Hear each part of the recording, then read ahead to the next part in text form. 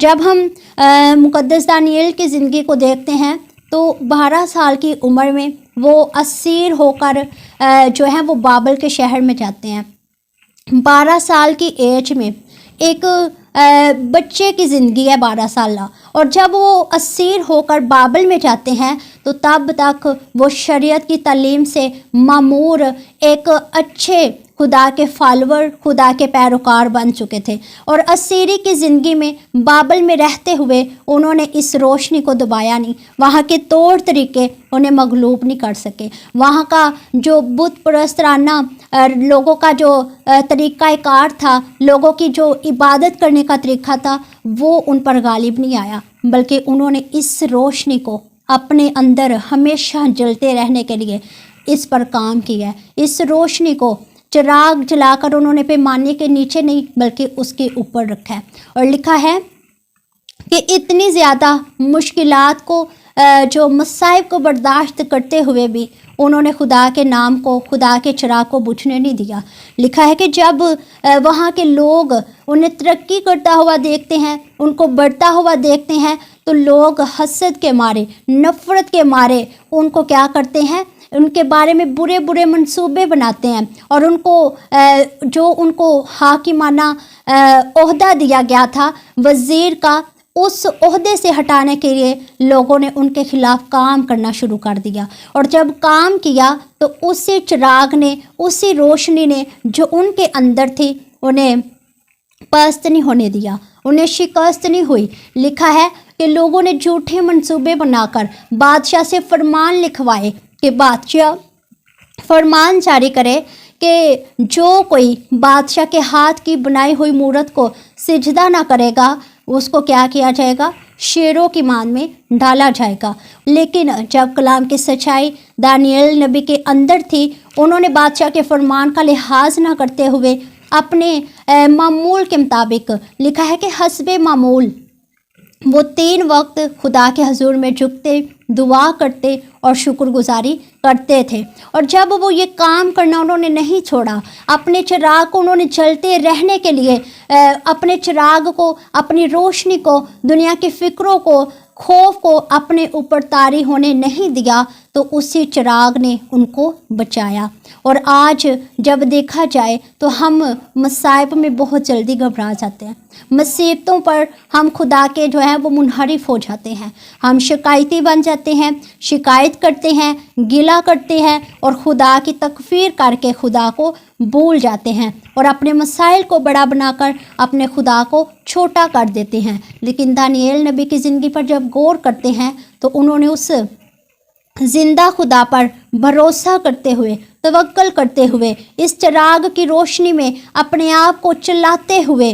اپنے آپ کو کم نہیں کیا، دبایا نہیں، بلکہ پرامن ہو کر وہ اس کام کو کرتے گئے ہیں، اور کلام میں لکھا ہے کہ زندہ خدا نے ان کو زندہ بچایا۔ اور اتنی بڑی گواہی بائبل مقدس بیان کرتی ہے کہ جب بادشاہ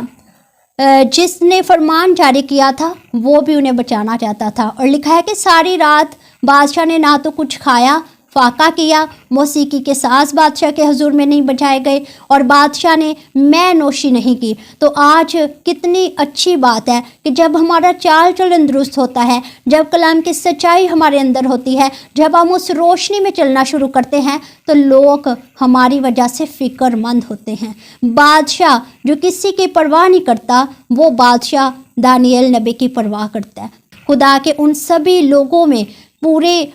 جہاں میں اس نام کی گواہی دینی ہے، اس روشنی سے لوگوں کو متعارف کروانا ہے، تاکہ لوگ زندہ خدا کی تمجید کریں، اس کی ستائش کریں اور اس کی حمد کریں۔ اور لکھا ہے کہ جب بادشاہ پوری رات ان سبھی چیزوں سے اپنے آپ کو باز رکھتا ہے تو صبح سویرے بادشاہ اس مان پر جاتا ہے اور جا کر کہتا ہے کہ اے دانیال، زندہ خدا کے بندے، کیا تیرا خدا مبارک ہوا؟ تو میرے عزیزو، جب اتنی مشکل آئی، اتنی مصیبت آئی، تو بادشاہ نے جا کر یہ پوچھا کہ کیا تیرا خدا مبارک ہوا؟ تو آج ان کی زندگی ایک ہمارے لیے نمونہ کے طور پر بائبل مقدس میں درج کی گئی ہے۔ اور لکھا ہے کہ جب بادشاہ نے یہ بات پوچھی تو دانیال نبی بتانے والے ہوئے، اور لکھا ہے کہ جن لوگوں نے منصوبہ بنایا، جن لوگوں نے اس پلان کو پورا کرنے کے لیے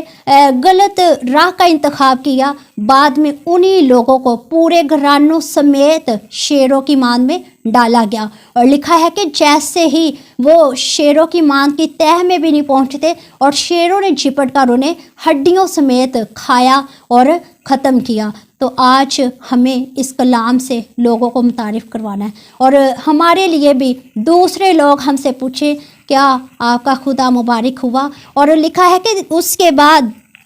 جب ہم دانیال کی کتاب کو پڑھتے ہیں، دانیال کی کتاب اس کے 6 باب اور اس کی 25 آیت میں لکھا ہے، تب دارا بادشاہ نے سب لوگوں اور قوموں اور اہل لغت کو جو روئے زمین پر بستے تھے نامہ لکھا، تمہاری سلامتی افزون ہو۔ میں یہ فرمان جاری کرتا ہوں کہ میری مملکت کے ہر ایک صوبہ کے لوگ دانیال کے خدا کے حضور ترسان و لرزان ہوں، کیونکہ وہی زندہ خدا ہے اور ہمیشہ قائم ہے، اور اس کی سلطنت لازوال ہے، اور اس کی مملکت اب تک رہے گی۔ وہی چھڑاتا اور بچاتا ہے، وہی نشان اور عجائب دکھاتا ہے۔ اسی نے دانیال کو شیروں کے پنجوں سے چھڑایا ہے۔ اور یہ دیکھیں کتنی خوبصورت بات کہ ایک بادشاہ خدا کی تمجید کرتے ہوئے ایک نامہ لکھتا ہے۔ پوری جو سلطنت کے صوبے ہیں، ان صوبوں میں بادشاہ ایک خط تحریر کرتا ہے اور لوگوں کو پہنچاتا ہے کہ سب لوگ دانیال کے خدا کے آگے ترسان و لرزان ہوں، یعنی کہ خوف رکھیں، ڈرتے ہوئے کہ وہی بچانے والا، وہی حفاظت کرنے والا، وہی جو ہے وہ زخمی کرنے والا، اور وہی آسمان اور زمین میں عجائب دکھانے والا خدا ہے، وہی شیروں کے منہ سے اپنے لوگوں کو بچانے والا خدا ہے۔ تو کتنی زیادہ خدا کے بندہ کے ایمان رکھنے کی وجہ سے، کلام کی سچائی کو نہ دبانے کی وجہ سے، چراغ جلا کر چراغ دان پر رکھنے کی وجہ سے خدا نے ایک بادشاہ کے ذریعہ سے اپنی حمد کو کیا ہے کامل کروایا، اور ہر ایک صوبہ میں خدا کی تمجید کی گئی۔ تو آج میرے عزیزو ضروری ہے کہ ہم بھی چراغ جلا کر پیمانہ کے نیچے نہیں بلکہ چراغ دان پر رکھیں، تاکہ اس سے ہر ایک آنے والے کو روشنی ملے۔ خدا کے نئے لوگ جو غیر ایماندار ہیں وہ ہمارے کاموں کی وجہ سے اس پر ایمان لا کر خدا کی تمجید کرنے والے بنے۔ اس کلام کے وسیلہ سے خدا مجھے اور آپ سب کو عمل کرنے کی توفیق عطا فرمائے، آمین۔